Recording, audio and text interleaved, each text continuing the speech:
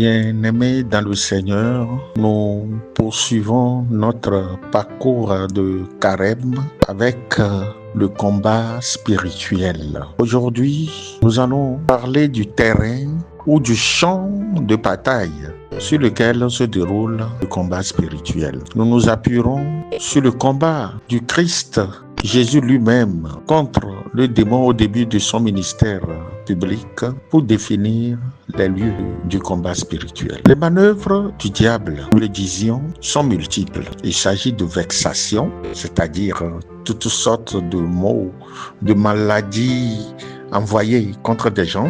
Par exemple, Padre Pio subissait souvent des vexations du démon. Il venait projeter son lit contre le mur. Il venait lui infliger des coups physiques dans son corps. Il y a les vexations, les oppressions, les obsessions, les possessions, etc. Pour l'obsession, j'ai eu le cas d'une jeune fille qui était poussée par une force intérieure à sauter dans le puits pour mourir.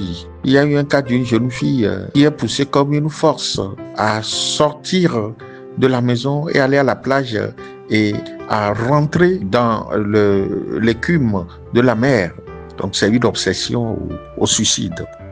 Les obsessions, les manœuvres du démon, sont nombreuses, mais toutes ces manœuvres commencent par la tentation qui vise à faire pécher et donc à s'éloigner de Dieu. Qui peut échapper à la tentation? Elle se situe au cœur de toute vie chrétienne, de toute vie spirituelle. Elle est une expérience quotidienne, si simple et si complexe. Elle apparaît dès les débuts de l'humanité avec le drame du premier péché aux conséquences innombrables. Jésus lui-même a été confronté à la tentation pour que nous puissions nous aussi vaincre la tentation, nos tentations de chaque jour. En Jésus, nous sommes vainqueurs de toutes les manœuvres de l'ennemi. Le carême est le temps propice pour prendre les armes qui mettent en déroute l'adversaire et l'éloignent de nous. Relisons donc ensemble le passage de Saint Matthieu qui relate la tentation de Jésus au désert. Notons en passant qu'on pourrait trouver aussi le même récit chez Luc au chapitre 4, Matthieu évidemment au chapitre 4.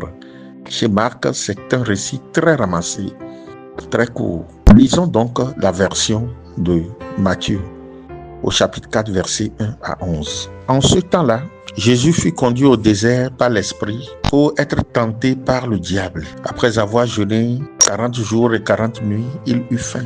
Le tentateur s'approcha et lui dit: « Si tu es fils de Dieu, ordonne que ces pierres deviennent des pains. » Mais Jésus répondit: « Il est écrit, l'homme ne vit pas seulement de pain, mais de toute parole qui sort de la bouche de Dieu. » Alors le diable l'amène à la ville sainte, le place au sommet du temple et lui dit: « Si tu es fils de Dieu, jette-toi en bas, car il est écrit, il donnera pour toi des ordres à ses anges, et ils te porteront sur leurs mains, de peur que ton pied ne heurte une pierre. » Jésus lui déclara: « Il est encore écrit, tu ne mettras pas à l'épreuve le Seigneur ton Dieu. » Le diable l'amène encore sur une très haute montagne et lui montre tous les royaumes du monde et leur gloire. Il lui dit: « Tout cela, je te le donnerai si tombant à mes pieds, tu te prosternes devant moi. » Alors Jésus lui dit: « Arrière Satan, car il est écrit, c'est le Seigneur ton Dieu que tu adoreras. À lui seul, tu rendras un culte. » Alors le diable le quitte, et voici que des anges s'approchèrent et ils le servaient. La scène se déroule juste après le baptême de Jésus. Il est conduit par l'Esprit Saint dans le désert pour y mener une épreuve, un combat. Prenons la première tentation. Le tentateur s'approcha et lui dit: « Si tu es fils de Dieu, ordonne que ces pierres deviennent des pains. » Il propose à Jésus de satisfaire les désirs de la chair. Le corps a des désirs justes et légitimes. Dans la satisfaction de ses besoins, le malin profite pour faire pécher l'homme.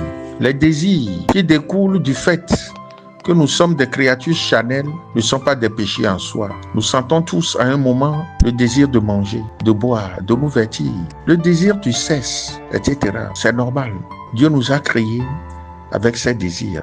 Cependant, lorsque les désirs charnels nous dominent et prennent le pas sur la volonté de Dieu, ils nous poussent à violer la loi divine. Ils deviennent des convoitises. Par exemple, la faim, un besoin naturel qui nous pousse à trouver de la nourriture, peut se transformer en consommation excessive et en accumulation de nourriture sans penser aux autres. Elle conduit ainsi à la gourmandise et à l'avarice qui sont des péchés. Lorsque les désirs sexuels naturels deviennent pervers, ils conduisent à l'homosexualité, à l'adultère, à la fornication et à d'autres péchés liés à la sexualité.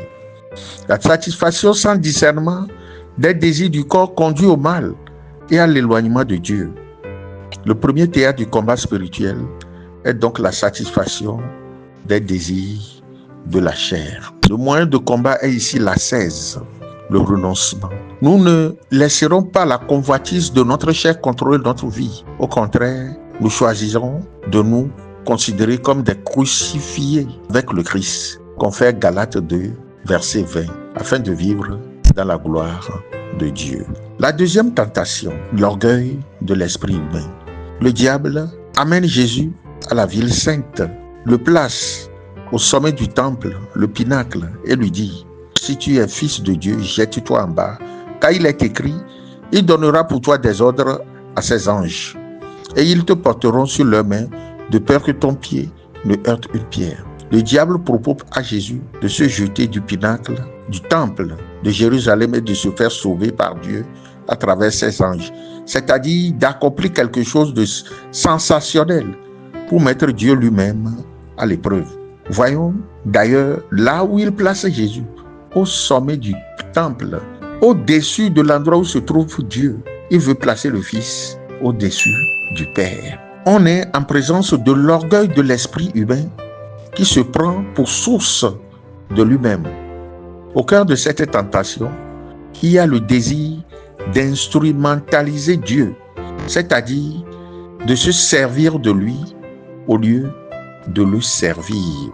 Nous pouvons nous aussi vouloir nous servir de Dieu au lieu de le servir. Et c'est l'orgueil de l'esprit humain qui pousse à faire cela. Troisième tentation, la tentation du pouvoir et de l'avoir.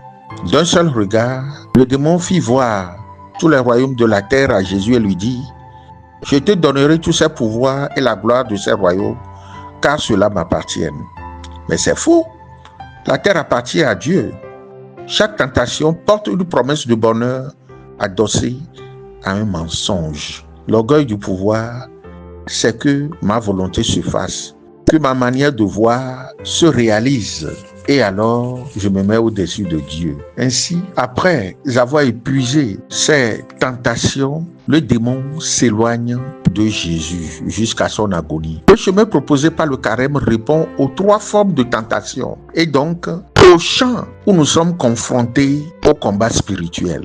Le jeûne nous met face à l'orgueil de la chair, l'aumône face à l'orgueil des richesses et du pouvoir, la prière face à l'orgueil de l'esprit. Le terrain sur lequel nous livrons le combat spirituel est en premier lieu le cœur de l'homme. Le cœur représente tout l'intérieur de l'homme.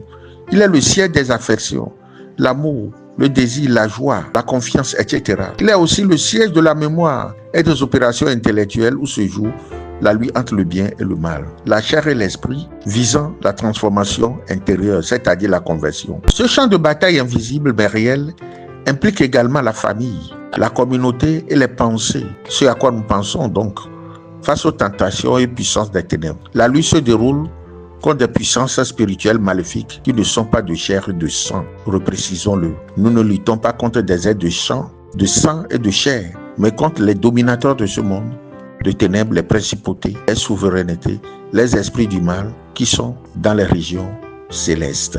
Nous sommes sur ce champ tous les jours. Que le Seigneur nous aide dans la bataille. Prions. Dieu, qui par son Fils nous a demandé dans nos prières, éloigne-nous du mal. Ne soumets pas à la tentation. Nous nous tournons vers toi. Donne-nous la force de vaincre le mal autour de nous et de ne pas succomber aux tentations. Amen.